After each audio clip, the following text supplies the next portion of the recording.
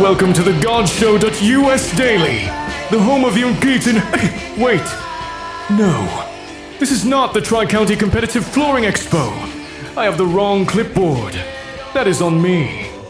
What this is, with 15 wisdom traditions, 1 human question, and answers that will rearrange your furniture from the inside, is the GodShow.us. Same conviction. You better question.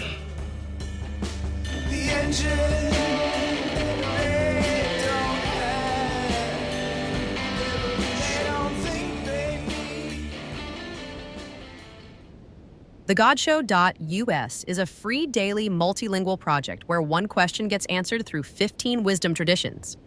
Find today's question of the day, ask your own, and discover your belief profile at the GodShow.us. Today's question: is the house I keep refusing to leave home, or just the last place I still feel like myself? Now flip it. Instead of asking whether the house deserves to be called home, ask what it would mean if leaving didn't terrify you. Would the self you find there still exist? That inversion is doing something, because maybe the question isn't about the house at all. It's about whether you trust yourself to be recognizable somewhere else. Is the house I keep refusing to leave home, or just the last place I still feel like myself? Stoicism goes first for me, and it's almost rude how quickly it cuts through.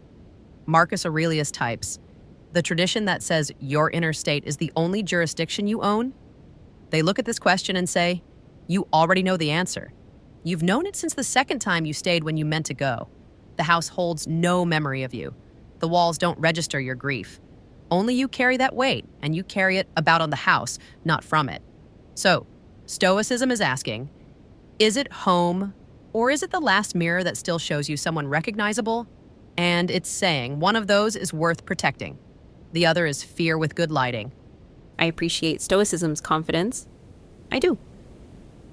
But it has a habit of treating dread like a logic error you just haven't corrected yet. And Epicurus actually draws a more useful line here. He's specific about the difference between disturbance located in the body versus disturbance caused by where the body is. If the table, the bread, the person who knows your name, if those things are in that house, stay without apology. But if you're only there to avoid not knowing where you'll land next, the walls aren't protecting you. They are the dread wearing a familiar face. That's a harder question than Stoicism is asking. Picture someone at a laundromat waiting out the dryer, nothing to do, nowhere to be for 40 minutes. And you notice the person next to you seems completely fine, maybe even relieved, whereas you feel faintly panicked by the lack of context. That's the Epicurean and Stoic disagreement in miniature.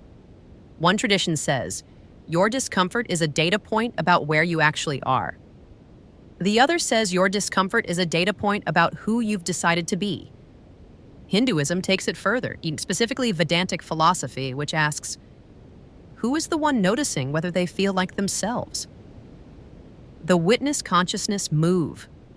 The self that registers familiarity has never actually been inside any room. Find what in you has never arrived anywhere, and the question of leaving dissolves. Which is beautiful if you can get there, and genuinely unhelpful if you can't. Because Sufism and Islam are doing something different. They're not dissolving the question, they're saying the refusal to leave is itself meaningful data. Islam points to the Hijra, the Prophet's migration from Mecca, and says leaving was the act of worship, not the arrival. The walls around you are real. So is the smallness they have begun to make you. That's not a metaphysics problem. That's a diagnosis. And Sufism doubles down. The house has memorized your grief in a way no other walls have. Leaving feels like a second dying, and the tradition honors that.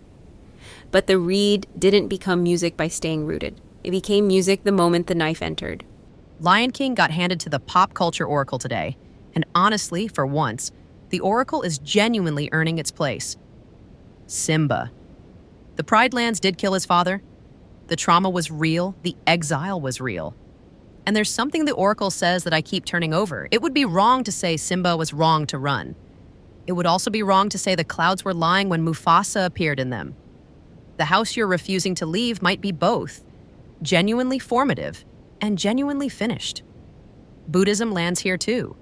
The self that feels most like itself in that house is worth acknowledging. Not because the house holds it, but because nothing holds it.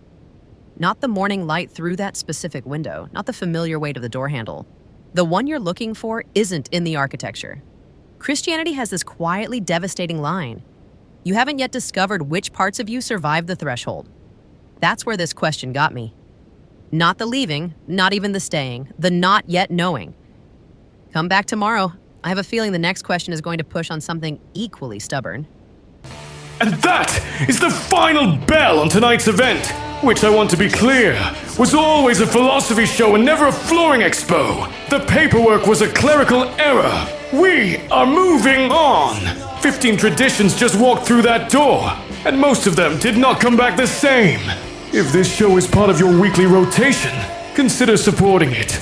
The God Show.us is free, it is daily, it is multilingual, and it runs entirely on listener belief that questions like tonight's deserve more than a 5-second answer. Find us, support us, and ask your own question at thegodshow.us.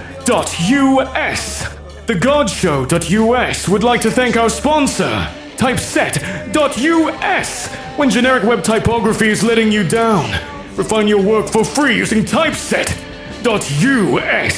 And thanks to dyorkmusic.com for our dark rock intro tune. The house does not answer. You do. See you tomorrow for our take on the God Show's question of the day.